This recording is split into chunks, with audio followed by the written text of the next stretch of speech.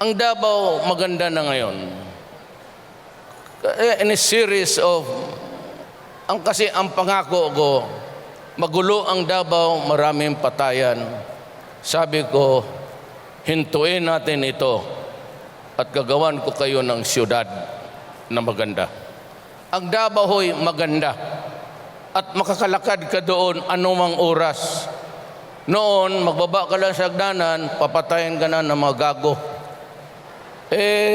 Ngayon maganda na. At si pastor naman, taga roon siya, ang Jesus Christ talaga, homegrown yan.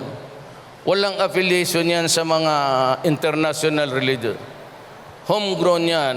It was built by God through pastor for us everybody. Kaya na-appreciate rin niya. Alam mo noon, si pastor, kapilya lang yan. Sila, Ingrid, nakikita ko yung 4, 5, 6, 7. Kakanta sila sa squatters area. Sa likod noon, nandoon yung tiga-ayos ng baril. Ako po'y mahilig sa baril. Kaya nagkukuha ko naman yung mga second hand. Mahirap lang tayo. Doon ko pinapaayos. Maraming NPA doon.